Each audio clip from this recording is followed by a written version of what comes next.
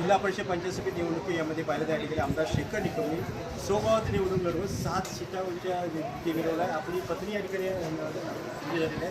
स्वतः सर काय सांगाल?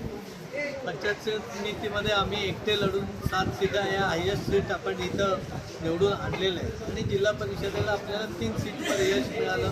1-2 जागा अतिशय थोडक्या मताने आपल्याला गमवावं लागली, पण शेवटी हार हार असते, जय जय असते. मला निश्चितपणे माझ्या कार्यकर्त्यांवर विश्वास होता आणि ह्याहून यश खरं म्हटलं तर अपेक्षित होतं. कुठेतरी 10 सीटांच्या पुढे जाऊ असा मला विश्वास होता, पण काही ठिकाणी अडचणी आल्या. आदरणीय अजितदादांचं अकस्मात निधनामुळे देखील फार मोठी पोकळी होती आणि निवडणुका लढायच्या की नाही लढायच्या एक दुहेरी मानसिकतेत होती. पण तो सुनेत्रा वहिनींनी फोन केला आणि पुन्हा नव्याने आम्ही उभारी घेतली. आज दादाची आठवण मला खूप येते, कारण जर दादा असते तर शेवटच्या दिवसात माझी झालेली ओढाता दादाने निश्चितपणे एका फोनवर भरून काढली असती आणि ज्यांनी मला अजून चांगलं यश मिळालं. माहितीमध्ये असताना संवाद लढवतात माहितीमध्ये नव्हता तुम्हाला नगरपालिका बांधली गेलं होतं. पंचायत समितीला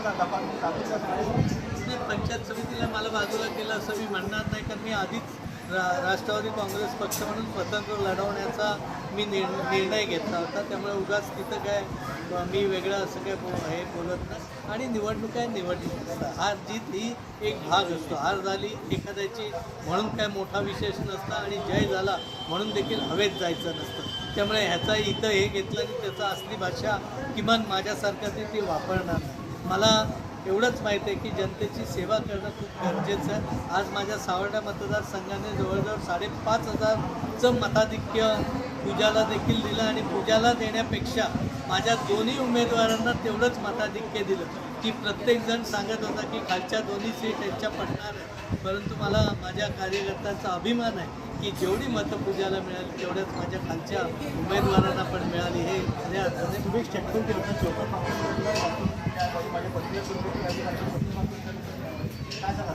नाही, माझी पहिल्यापासून इच्छा होती की अल्पसंख्याक समाजाला न्याय द्यायचा आहे आणि तो न्याय द्यायचा असेल तर माझ्या सावर्ड्यातूनच मला देऊ शकतो, कारण इथले लोक माझं ऐकणारे आहेत, मला विश्वास होता.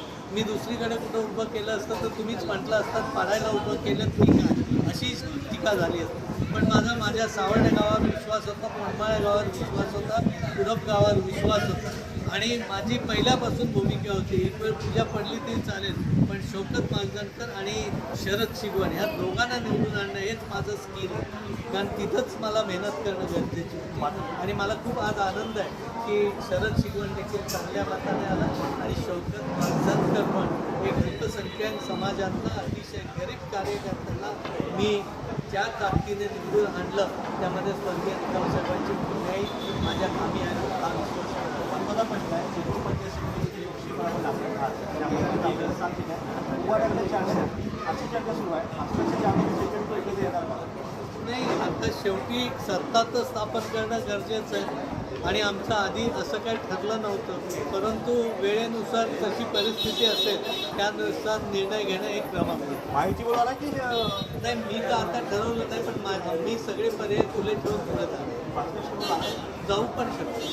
एक मोठं त्या ठिकाणी केले की या ठिकाणी आमदार भास्कर जाधव यांच्यापुढं शेखर निकम ही युती या ठिकाणी करणार आणि या ठिकाणी पंचायत समितीला आपण सभापती बसवणार.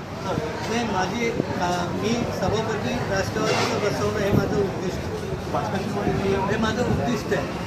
ॲट एनी कॉस्ट मला ते बसलं आहे. जे आता तुम्ही कार्यकर्त्यांनी प्रेम केले काय स्वभावानुसार तुम्ही निवडून आला की स्वभावानुसार 700 मिळवण्यात पंचायत समितीला जिल्हा परिषद 300 मिळाली काय सांगा सध्या कार्यकर्ता कार्यकर्त्यांनी अतिशय कष्ट केले, काम केलं. खरं म्हटलं तर अजून 2 सीट 3 सीट लागायला हव्यात, पण थोडीशी अडचण झाली. मला खेळीची पण थोडीशी मार्जिन थोडं जादा आलं. खरं तर आपले सरांची सीट एक अपेक्षित होती, शिंदे सर पण येतील अशी अपेक्षा होती, पण ठीक आहे, शेवटी लोकांचा निर्णय मान्य करून पुढे जायचं असेल. ज्या चुका आमच्या झाल्यात त्या सुधरून पुढे जाऊ आम्ही आणि संघटना ही बांधली पाहिजे. थोडं तुम्ही बघितलं की आत्ताच्या निवडणुका लढणं हे सर्वसामान्य कार्यकर्त्याचं काम राहिलं नाही. म्हणजे माझ्यासारख्याचं पण आता पुढं आमदारकीला काय करावं हा माझ्यासमोर एकशे प्रश्न आहे की 5 वर्ष तुम्ही जरी राबलात तरी कोणी येऊन जनशक्ती समाज आणि अन्य मार्गाने काही घडू शकतं. त्यामुळे 5 वर्ष मरमर आम्ही राबतो, पण पाहिजे तेवढं समाधान ह्या निकालातनं मला निश्चितपणे मिळालं.